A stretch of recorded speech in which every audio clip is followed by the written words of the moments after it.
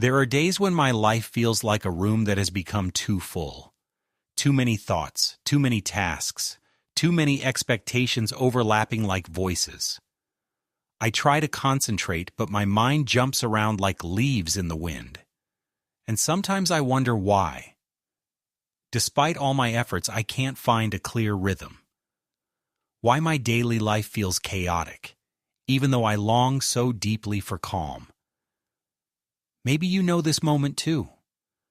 The moment when you feel that you're not lacking strength, but a quiet guide who shows you how to live calmly, focused, and disciplined, the way people in Japan do it so effortlessly. And the amazing thing is, this chaos inside me does not mean that I am unfocused, undisciplined, or weak. In Japan, people say that restlessness is not an enemy, but a sign that the mind is searching for orientation. The real problem does not lie within me, but in the way I try to live. I chase control instead of having a framework that gently guides me. A calm life does not arise from willpower, but from quiet rules that relieve the mind and create space for clarity. When I look more closely, I realize that my mind is not overwhelmed because I am incapable, but because I constantly feed it too much noise. Modern life demands speed, decisions, reactions, but our brain functions differently. It seeks orientation and rituals, just like in Japanese culture, where even small actions carry inner meaning. If my daily life has no clear form, my mind begins to wander like water without a container, spreading everywhere yet settling nowhere. From a psychological perspective, my brain is constantly trying to save energy. Multitasking, overplanning, and constant switching create friction that exhausts me. Every interruption, every mental jump triggers a tiny stress impulse. These impulses accumulate until my head feels like a room full of scattered things. In this state, discipline cannot exist, because discipline does not come from force. It comes from inner clarity. In Japan, people intuitively understand these connections. They design spaces to be empty so thoughts can align. They move slowly to calm the mind. They repeat rituals to give the day structure. All of these principles have a psychological basis. They reduce the amount of stimuli my brain must process. Less friction means more focus. More focus means less inner resistance. And less resistance means I can remain consistent without having to fight myself. When I try to be strong or productive while my inner world is restless, it feels like trying to clean a chaotic room with my eyes closed. But when I give myself small, clear rules, like the quiet principles that shape Japanese daily life, order arises on its own. My mind no longer has to improvise. It follows a rhythm that simply works because it respects the natural needs of my brain. And suddenly, discipline no longer feels like a battle, but like a quiet movement I can repeat every day. The longer I think about it, the clearer I realize that I am not lacking discipline. My life is lacking structure. I tried to shape myself through pressure, but pressure creates tension, not consistency. In Japan, change is not seen as a fight, but as a river finding its way. This thought changes everything. I don't need to become stronger. I just need to become kinder to myself. Not work harder, but live more clearly. I have criticized myself so often for not being able to control the chaos inside me. But maybe it was never my job to defeat the chaos, only to give it gentle boundaries so it can settle. A calm life doesn't come from hardness, but from small rules that hold the day together even when I can't. And suddenly I understand, I am not the problem. I simply needed a quiet structure to guide me when my motivation fails. When I begin to look at my life with more calm and clarity, I discover 10 quiet rules from Japanese culture that help me find a path not driven by pressure, but by presence. These rules work not because they are strict, but because they are gentle enough to fit into my life even on difficult days. Each one is like a small stone placed into a bowl, slowly forming a foundation. The first rule is Ikigai, the search for a quiet reason to get up. Not a grand goal, nothing heroic, just a small meaning that carries my day like the first morning light. When I know why I begin my day, every action feels lighter, as if guided by an invisible hand. The second rule is Kaizen, the gentle idea of improving by just 1%. It releases me from the pressure of perfection and gives me the freedom to value small steps. When I go just a little further than yesterday, a new rhythm begins to form, one that supports me instead of overwhelming me. The third rule is Ma, the art of intentional space.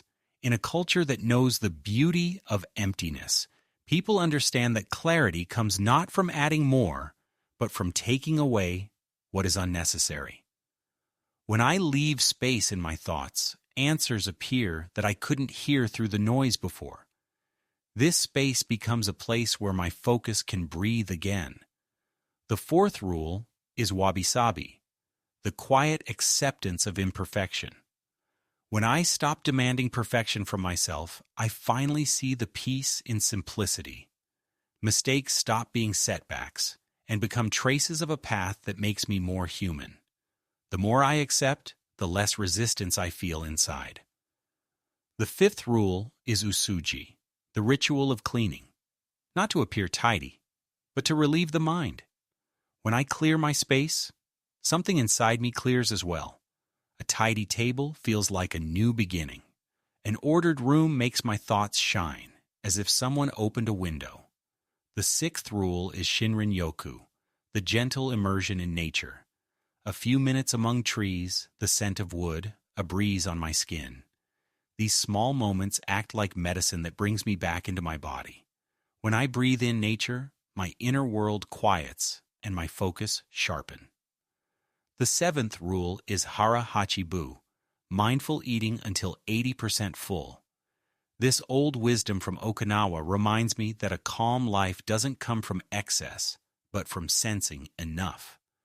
When I don't overload myself, my energy stays light and my mind awake. The eighth rule is Kanso, the beauty of simplicity. When I reduce myself to what truly matters, everything unnecessary loses its power over me. Every simplification of my daily life is like a knot loosening, and suddenly I feel how much strength there is in clarity. The ninth rule is Reigi, the quiet politeness that honors not only others, but also myself. When I speak, move, and act with gentleness, an inner tone forms that makes my day more harmonious. I become calmer, more patient, more attentive. And this attitude subtly colors every action. The 10th rule is Shuchu, the devotion to one single thing. In a world constantly tearing my attention apart, this rule reminds me that depth only emerges when I am fully present. A single conscious moment can accomplish more than 1,000 half-hearted ones. When I give myself to one thing completely, my mind becomes clearer, my day calmer, and my discipline something that feels natural. These 10 rules work like a quiet architecture shaping my life from within. They do not demand, push, or shout. They simply offer direction so gentle that they carry me even in my weakest moments. And perhaps that is their secret. They build a life strengthened not by force, but by silence. Despite all these gentle rules, I keep falling into traps that quietly pull me off the path. One of the biggest is impatience. When I expect calm to appear instantly or discipline to feel natural after only a few days, I forget that even in Japan, the most beautiful gardens take years to form. I lose patience even though the process has only just begun. Another trap appears when I try to apply all the rules at once. I overload my daily life with too many changes, and my mind becomes heavy, like a backpack full of stones. It's not the rules that overwhelm me. It's my rush to achieve everything in one step. In those moments, my rhythm collapses faster than I can notice. Then there is the quiet mistake of comparing myself to others who seem to live more calmly, clearly, and disciplined than I do. But every person carries their own season within them. If I compare my spring to someone else's summer, I lose sight of my own path. Only when I stop doing that do I find the calm I've been searching for. Maybe this is exactly the moment when you should allow yourself to become a little gentler with yourself. A calm life does not appear overnight, just as the cherry blossom does not shine every day. It opens slowly, petal by petal, at a pace no one can accelerate. And so you too are allowed to grow, without pressure, without hurry, without feeling that you must get everything right immediately. You are not failing when you stumble. You are not weak when your thoughts become restless. You are a human being who is learning to meet yourself with a softness that has been missing for a long time. Every small step you take carries you closer to the calm you are searching for. And even on the days when you fall back, the path is still yours. If you allow these rules to sink quietly into your life without force, you will eventually notice that something has changed. Not loudly, not visibly, but in the same way time moves in a Japanese garden, quietly, patiently, and full of meaning. When I look at these 10 rules, I feel them changing something in me, something deeper than any habit. They shape not only my day, but also the image I hold of myself. In Japan, people say that a person does not grow by forcing themselves, but by taking one small step closer to their true nature each day. And perhaps this change is beginning in you right now. You are not someone desperately trying to become calmer, more focused, or more disciplined. You are someone already walking a path that leads to greater clarity. Your steps may be quiet, but they are real.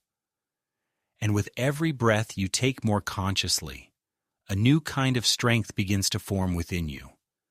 A strength that does not shout, but supports you. If you feel that this journey speaks to you, then continue walking with me, not out of obligation, but out of a quiet desire to build a life that is gentle enough to hold you and clear enough to guide you.